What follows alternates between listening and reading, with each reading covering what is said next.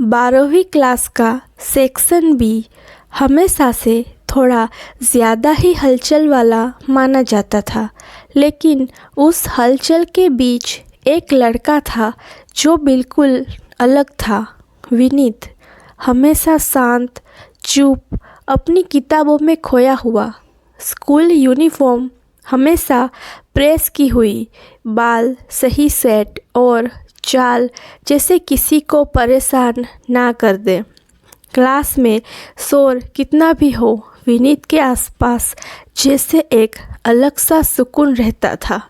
उधर दूसरी तरफ राधिका, क्लास की सबसे शरारती, सबसे नॉन-स्टॉप बोलने वाली और टीचर्स की परेशानी का कारण, क्योंकि उससे मिलने वाले पनिशमेंट की कोई कमी नहीं थी। राधिका की सबसे खास आदत थी हर चीज़ में ड्रामा। क्लास में पीछे से जोक मारना, टीचर की कॉपी में स्माइली बनाना, लंच टाइम में गाना गाना, दूसरों को परेशान करना, ये सब उसका रोज़ का शौक था। और किस्मत को शायद मज़ा आता है कि बिल्कुल उल्टे लोग एक दूसरे के पास बैठे। इसलिए रोल नंबर के हिसाब से विनीत और राधिका को लास्ट बेंच शेयर करनी पड़ी। राधिका के लिए ये पनिशमेंट था, विनीत के लिए ये शौक। पहले ही दिन राधिका ने उसे देखते ही कहा था, अरे वाह, मुझे तो लगा था बगल में कोई इंसान बैठेगा, ये तो बाबा महाशांत बैठे हैं। विनीत ने कुछ नहीं कहा, बस अपनी डायरी बंद कर दी और राधिका की शरारती आँखों में चमक आ गई। क्योंकि वो जान चुकी थी ये बंदा छेड़ने लायक है। राधिका ने विनीत को तंग करने का पूरा ठेका उठा लिया। ओए पंडित जी, बोलते क्यों नहीं? तुम्हें हंसी आती भी है या भगवान ने स्किप कर दिया? इतने शांत लोग डरावने होते हैं, कहीं तुम सीरियल किलर तो नहीं? विनीत हर बार सिर्फ मुस्कुराता या चुप रहता। एक दिन उसने हल्का सा कहा, तुम बहुत बोलती हो। बस इतना कहना था कि राधिका का रिएक्शन फिल्मी था। मुझे पता ही नहीं था। ओह माय गॉड, कोई जल्दी डॉक्टर को बुलाओ। पूरी क्लास हंस पड़ी, लेकिन मजाक के बीच एक चीज़ राधिका हमेशा नोटिस करती थी।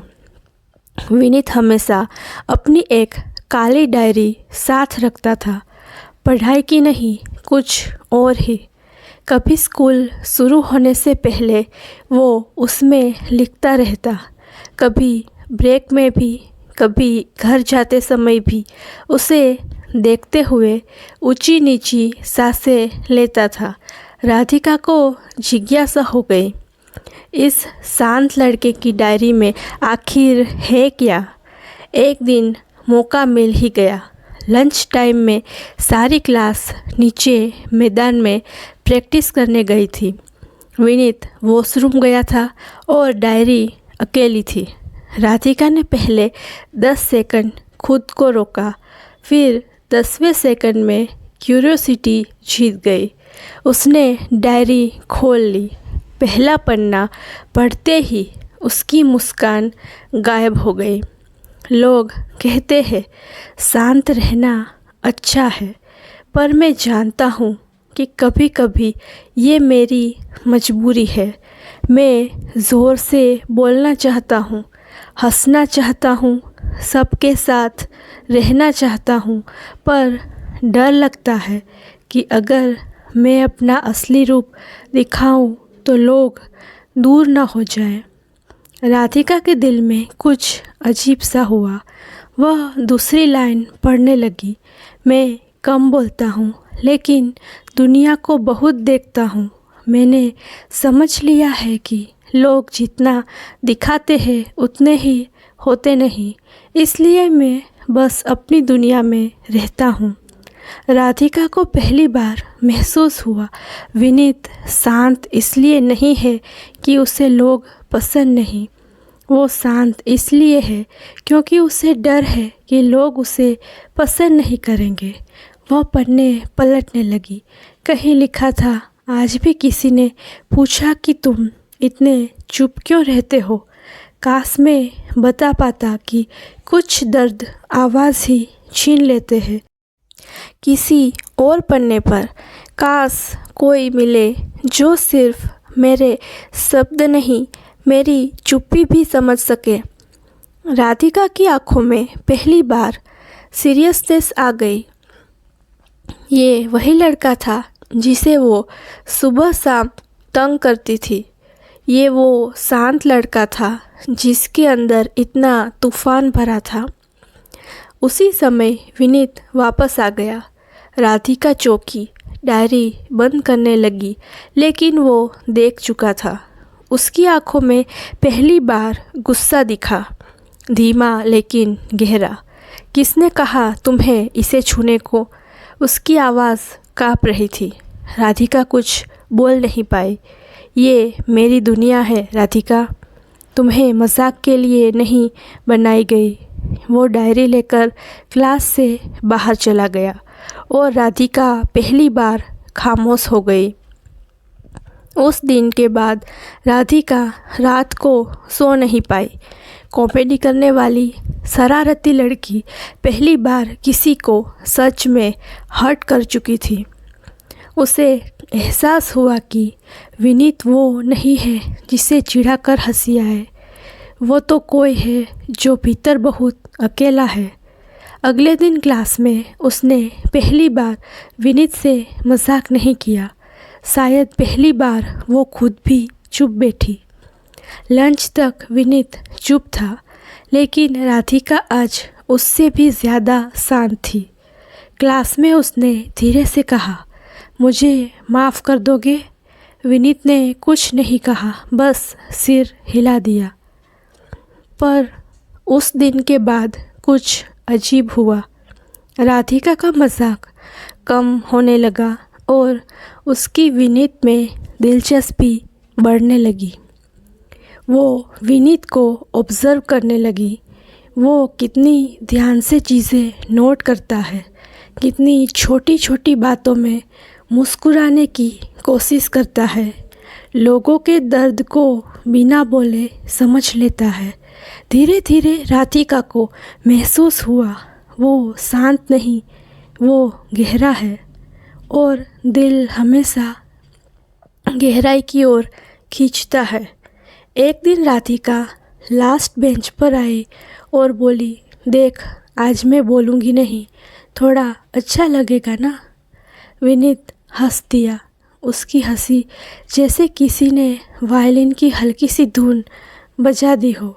राधिका को पहली बार पता चला कि शांत लड़कों की हंसी में एक अलग ही जादू होता है। धीरे धीरे वो उसके पास बैठकर बातें करने लगी। पहले छोटी बातें, किताबें, टीचर, होमवर्क, मूवीज़, फिर बड़े सवाल। तुम इतने अकेले क्यों रहते हो? क्या कभी तुम्हें दोस्तों की कमी नहीं खलती?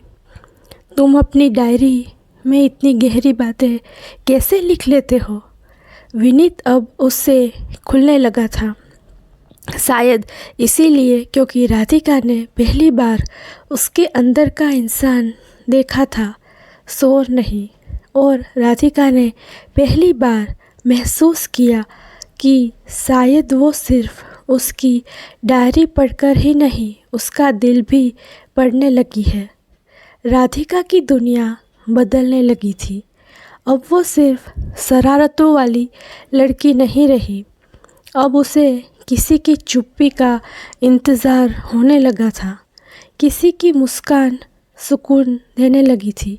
विनीत बात करे तो दिल धड़के, न करे तो क्या करे, ये सोच सोचकर दिल बेचैन हो जाए। उसे एहसास नहीं हुआ कि अब वो एक शांत लड़के की खामोश मोहब्बत में डूबने लगी। एक दिन उसने हिम्मत कर पूछ ही लिया, तुम अपनी डायरी में अब किसके बारे में लिखते हो? विनीत ने मुस्कुराया, अब अब ज़्यादातर एक लड़की के बारे में। राधिका का दिल धक से रुक गया। कौन लड़की? उसने धीमे से पूछा। विनीत ने आंखों में आंखें डालकर कहा, जो मुझे देखकर चुप हो गई, वो लड़की। राधिका शर्म से लाल हो गई।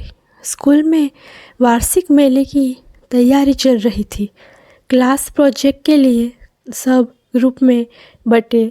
विनीत और राधिका को साथ में रखा गया। राधिका खुश थी, विनीत शांत, लेकिन अंदर दोनों में तूफान। उस दिन प्रोजेक्ट बनाने समय राधिका ने देखा विनीत के हाथ में चोट लगी है। तुमने बताया क्यों नहीं? उसने फटकारा। आदत नहीं है किसी को बताने की, उसने धीमे से कहा। राधिका ने उसका हाथ पकड़ा और बोली, अब बता दिया करो, कम से कम मुझे। विनीत ने पहली बार उसका हाथ अपने हाथ में रखा, धीमे, कोमल, डरते हुए, और फिर कहा, तुम बदल गई हो राधिका। हाँ, उसने मुस्कुराकर कहा, क्योंकि कोई शांत लड़का मेरी डायरी पढ़ने लगा है। दिल की। उस पल उन दोनों ने शायद पहली बार समझा, ये दोस्ती नहीं रही, ये प्यार भी नहीं, ये कुछ और ही था, एक खामोश, गहरा, सच्चा रिश्ता। अगले दिन विनीत एक नई डायरी लेकर आया। राधिका चौंकी, ये किसके लिए है? विनीत ने कहा, मेरी पहली डायरी तो मेरी थी, ये दूसरी डायरी हमारी है। राधिका की आंखों में आंसू आ गए। उसने डायरी खोली। पहले पन्ने पर लिखा था, लास्ट बेंच सिर्फ शरारतों और मजाक का नहीं, हमारी कहानी का पहला पन्ना बने। राधिका ने लिख डाला, और मैं वादा करती हूँ, अब तुम्हारी चुप्पी में भी आवाज़ सुनूंगी। दोनों ने एक दूसरे की ओर देखा।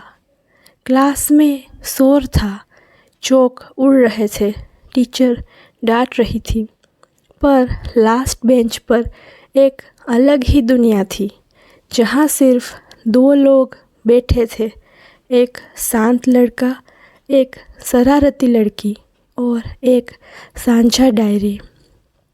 स्कूल की आखिरी घंटी बजते समय राधिका ने हिम्मत कर कहा, विनीत, कुछ कहना है?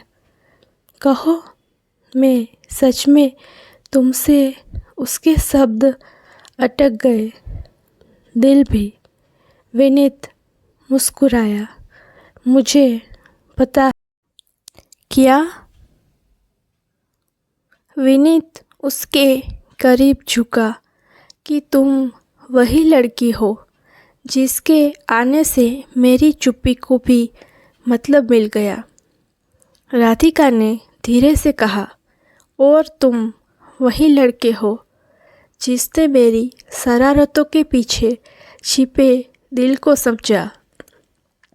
विनीत ने उसका हाथ पकड़ा और पहली बार बिना झिझक बोले, राधिका, क्या तुम मेरी ज़िंदगी की आखिरी बेंच बनोगी? राधिका हंस पड़ी, रो पड़ी, और झट से उसकी बाहों में चली गई।